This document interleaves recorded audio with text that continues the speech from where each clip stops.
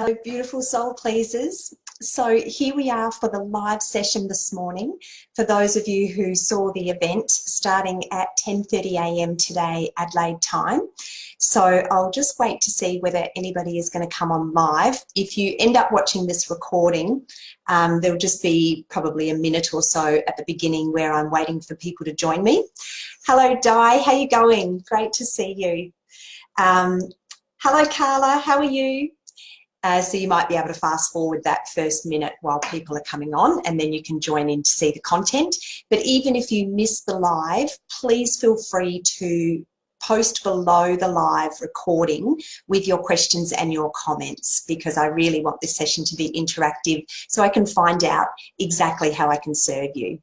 So lovely to have you here, Lauren. Hi, Barb. Hi, Nola. Beautiful to have you here. Thank you so much. Thank you, Di. So what I want to talk to you about today is worry. So the first thing I want you to do is to give me a heart if you worry sometimes, or you can do the thumbs up in the comments, or just let me know your comments around whether you worry and how much you worry. I know that I've got some people on the call who are already my clients and they've already kicked the worry habit. But if you still worry, then I would love to hear your comments about that, because certainly there's been a big response to my invitation to my live webinar tomorrow, where I talk about the habit of worrying. So I want to start by talking about the pain of worry and why it's a problem to worry. And then I'm going to dive into why we worry and where it comes from, and some stories that I'll share around that, and also, of course, some tips on what you can do to quit the habit of worrying. So the problem with, oh, is it dropping out for you, Lauren? So it might be my internet connection or it might be yours. So I apologise for that. Hopefully it comes through okay when it's recorded. So the problem with worrying, of course, is if we start by having a look at what worry really is.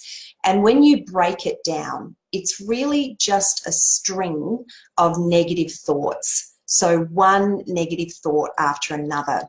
And for those of you that have the worry habit, you'll really relate to this when I say, because I used to be a chronic worrier, that it snowballs. So it starts with one thought, which leads to another thought, and the whole worrying episode just grows and grows and gets momentum. And the other thing that happens often when you worry is that it becomes a loop. So it's actually like you're thinking the same thoughts over and over again. So if it's a loop or a string of negative emotions, of negative thoughts, then what is a negative thought? So obviously a thought can be positive or it can be negative. And the way that you can really decipher whether or not your thoughts are positive or negative is to really tune in to what it feels like in your body. So the amazing thing about positive thoughts is that positive thoughts are full of life force. And so they're invigorating and they give you energy. They make you feel inspired and energized and full of vitality. And of course, the result of feeling like that is that you take inspired action in the world and you get what you want in your life. But of course, the opposite to that is a thought that causes a negative emotion. And so if you're not sure whether or not you're thinking positive thoughts or negative thoughts, I recommend that you tune into the way that you're feeling, because a negative thought will give you a negative emotion. So what is emotion? Well, everything is energy, and emotion is energy in motion. So there is a certain amount of power that a thought has, and then an emotion has more power than that because it set that energy in motion. So a thought can be fairly harmless if there isn't a strong emotion around it, but it can become very powerful when there is a strong emotion attached to it. So if we come back to the example of worry, what would you say is the feeling that you get when you're worrying? Can someone share with me how they would describe the emotion that you feel when you're worrying? I'd love to hear your comments on this. I know for me, when I used to worry, that I would feel it in my gut. So I would feel this churning sort of butterflies type sensation. And when I was worrying flat out, it would turn into a tightness in my chest. My heart rate would go up and it would feel like panic. And so it can also show up in lots of different ways. It can also show up as pain in your body. So some of you will get a tight neck. That was another place that I really held my stress. Yeah, Lauren said panic from your stomach. Yeah, that's really common. And that's why so many books have really been written about the gut now, because they've found a whole nervous system in the gut. And so not only can your gut problems be caused by stress, but the other way round. If you're putting the wrong things in your gut, you can actually affect that nervous system in the gut, which can cause stress. So then you get that loop going. But it's very common to feel it in your gut. Another really common place to feel it is in your shoulders or your neck. And this can lead to headaches. And so it's no wonder that I used to get a lot of migraines when I was a chronic worrier. So where does worrying come from? Well, it's a habit. Like everything that we do, it's a habit. And so if any of you, when you were younger, started up that very unhealthy habit of having a cigarette, you'll realize that if you'd never started it, you would never have developed the habit. The same goes with perhaps a habit around eating or drinking or, you know, sitting on the couch watching mindless TV, whatever habit it is that you might want to break. Just like worry, it started because you started doing it, and then it became entrenched because we actually grow new neurons in our brain when we start something new, and they can be positive habits or they can be negative habits, and obviously worry is a negative habit. So the longer you've been doing it, the more often you do it, the more it's entrenched, and that's why it can feel like it can be difficult to break that habit. But the other really important thing to realise is that we can learn the habit from our loved ones, and we can actually inherit the habit. So a lot of people talk about inheriting obesity, for example, but in fact, if you look very closely at it, quite often it can also be the fact that you've inherited unhealthy habits. So in my case, my nana was a worrier and my mum was a worrier. So bless my mum, rest in peace mum. Mum used to worry so much that when she dropped us to the airport before we flew anywhere, she would take a photo of us every time because she was fearful that she might not see us again. Now, that fear has a very, very small, remote percentage of actually materializing. But a chronic worrier is always concerned about what can go wrong. So if we look at the timeline of worrying, what you'll really understand is that worry is very rarely about this precise present moment. So I want you to just for a minute, look around you, have a think about this moment. You're here on this live, you're watching me, you're listening to what I'm talking about. In this moment, there is nothing to worry about. Nothing is happening to you to make you worry, which makes you understand that worry is never in the present moment. Worry is in the future, or worry is in the past. So the way I used to worry is I used to worry about something that I said. I used to worry about the interpretation somebody else had about what I said. I would rehash a conversation and wish that I had said it differently. I would have thought, oh, I hope she wasn't offended by that. I hope she didn't take me the wrong way. And all of it was in my imagination.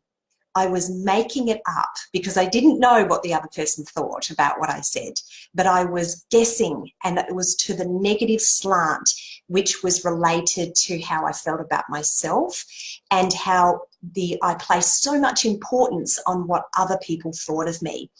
Then the other way I would worry is I would worry about the future. And so when we worry about the future, we worry about the worst case scenario. So we're actually imagining that the worst thing could happen. So in the example of my mum and her getting so you know, fearful around us flying is she was imagining the worst case scenario. Now, they're extreme examples, but if you are a worrier, one of the things that you can do is just notice, am I present, or am I thinking about the past, or am I thinking about the future? So why is it so important for me to help women to stop worrying? Well, the side effects of worrying are very detrimental. Everybody knows that stress has been scientifically proven to be bad for our health. But what we also know is that negative thoughts have a certain frequency which actually change the chemical makeup of our body. And you only need to look at the rice experiment to look at the snow crystals and the way that they change based on different messages to them. There's absolute beautiful snow crystals related to speaking positively. The same with the rice experiment.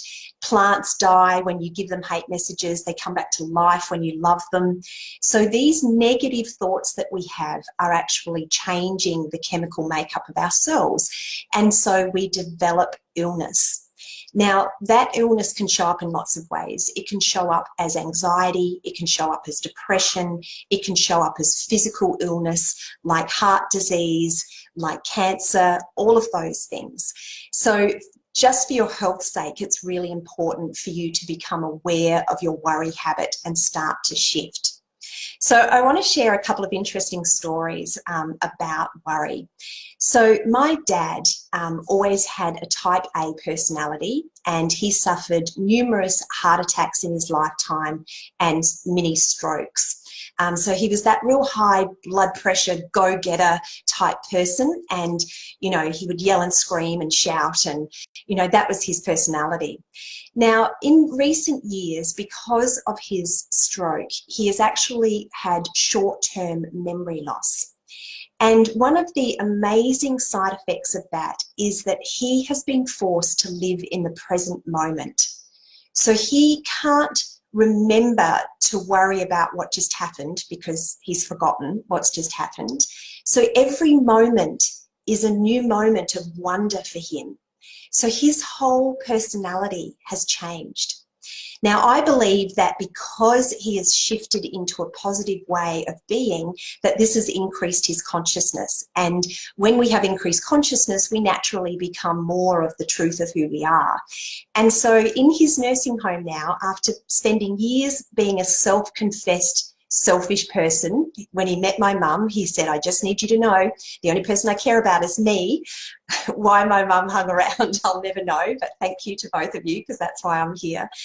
But he has developed this caring nature to him where he looks after the other residents in his nursing home. And so this has been a side effect of him becoming present and giving up that fear-based thinking, that habit of worrying. Another story that I wanted to share that really relates to that as well is I read an interview once of a famous footballer, and they said to him, you know, what is your secret to kicking so many goals, you know, and being best on ground? And he said, having a short memory. And I was so fascinated by that because I totally agree with this. So when he kicks for a goal and he gets a point, or it goes out on the full and he doesn't get a point or a goal, if he doesn't quickly forget about that, what's going to happen to him? He's going to shift into beating himself up about that. And the energy of that will be carried through the game. This is huge in tennis. I know we've recently been watching the Australian Open. If you watch the tennis game, it's such a mind game. Obviously, they've all trained really hard and they have the skills to hit the ball back. But if you start to lose your positivity and you start to worry or regret a bad shot, both of those things are going to put you into a different vibration where you can't focus and you can't be good at your game. So this is another really important reason to quit the worry habit. So it's not just your health at stake, but it's your everything that you do. It's your relationships with other people, the way that you react to them. I know, for example, when my husband comes home from a stressful day at work and he is worrying about a problem at work, it changes the way that he reacts to us in the house because he's not present. He's still back at work and he's still worrying about that particular problem. But what about your business? What about your career? How do you show up for your prospects, for your clients, if you're worrying, if you're not present? And this is very much like the performance of the football player. If he is beating himself up and regretting the goal that he just missed, he can't be present and put his all into kicking the next goal. So these are the reasons that it's so important for us to quit the worry habit. And the final story that I want to share with you is the one of the two pilgrims, the monks going on a pilgrimage, and you may recognize this story. Eckhart Tolle shares it in his incredible book, The New Earth. If you haven't read it, I highly recommend it. But he talks about these two monks that are walking along, and they're really giving honor to that noble silence. And there is a girl there who can't get across the river, and she's going to get her beautiful dress wet. So one of the monks picks her up and carries her across the river. So they continue to walk side by side, the two monks, along their travels. And about 4 hours later, the other monk who didn't pick up the girl said to him, "You shouldn't have done that. You shouldn't have picked that girl up. We're not supposed to touch women." And the monk that did pick her up turned to him and said, "I see you're still carrying her. I put her down hours ago." So that had bothered him all that time, and he wasn't present because it was bothering him that he had done the wrong thing and picked up that girl. So I want you to first of all just become aware of your worrying and really make the decision that this will be the year that you quit worrying. So for me, I believe that the secret to giving up worrying is a different level of consciousness. You can't solve the problem that you have with the same level of consciousness that created the problem. So this was an unconscious habit that you've developed, and it's going to take consciousness for you to quit it. So if you're interested in learning, there's a lot of steps, too many for me to go through in this short live, but if you really want to know the steps of how you can increase your consciousness so that you can finally let go of this worry habit, I would love to see you around about 24 hours from now. So it's 10:47 here in Adelaide. So 10:30 a.m. tomorrow, I'm going to be running a Zoom lesson, a Zoom meeting that you're very welcome to join. I'll post above this video the link so that you can register, and I'm going to take you through the 3 steps that you need so that you can increase your consciousness and quit that worry habit for good. I promise you that on the other side of worry is an amazing new way to live. I enjoy that. My clients who have been through my Soul Pleaser program enjoy that, and just one door after another starts to open because you're on that vibration of trust and high level consciousness, which is the opposite to worry. So thank you so much. Thank you, Tanya, Hayley, Nola, Barb, Lauren, Carla, Di. So great for you to join me today. So great to see you all. Really appreciate your comments and your hearts. Lots of love to all of you. See you tomorrow.